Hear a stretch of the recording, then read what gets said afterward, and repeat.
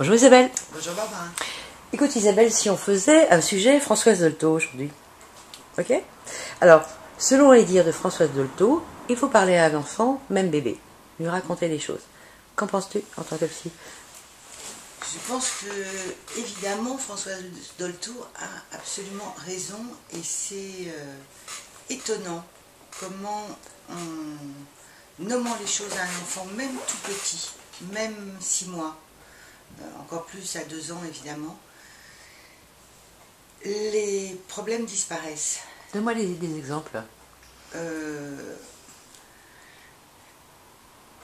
Ça peut être des choses très simples du quotidien, c'est-à-dire l'enfant par exemple, voilà, la crèche dit il n'est pas bien, il est agité, ça fait une semaine, ça va pas, il est désagréable. Là ça m'est arrivé récemment et qu'est-ce qui s'est passé depuis une semaine? Ah ben il se trouve que ma mère a redéclenché son cancer et qu'on est très inquiet, etc. Ok, eh ben, tu vas prendre ton fils entre 4 yeux et lui dire, eh bien en ce moment papa et moi nous sommes stressés, on est inquiets parce que mamie ne va pas bien, elle est malade.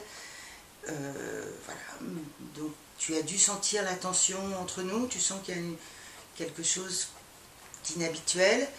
Eh bien c'est parce que nous sommes inquiets, mais tu y es pour rien et voilà, et toi tout va bien et c'est pour ça. Et généralement, quand on dit ce genre de choses à l'enfant et qu'on tape juste, on s'aperçoit même chez un tout petit qui vous regarde différemment, qui vous écoute, que d'un seul coup ça l'intéresse ce qui se passe, et il acquiesce généralement.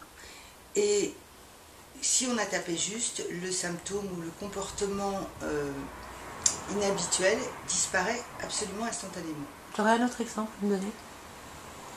L'autre exemple auquel je pense, c'était aussi un enfant 6 mois qui n'arrivait plus à dormir, non, qui n'avait jamais bien dormi.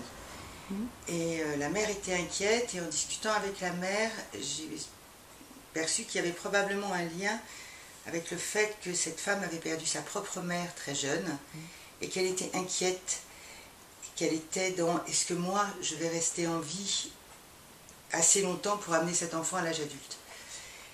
Et donc je lui ai demandé de dire à sa fille tu sais, tu peux t'endormir tranquillement, je ne vais pas mourir, je vais rester en vie longtemps et tu peux t'endormir tranquillement.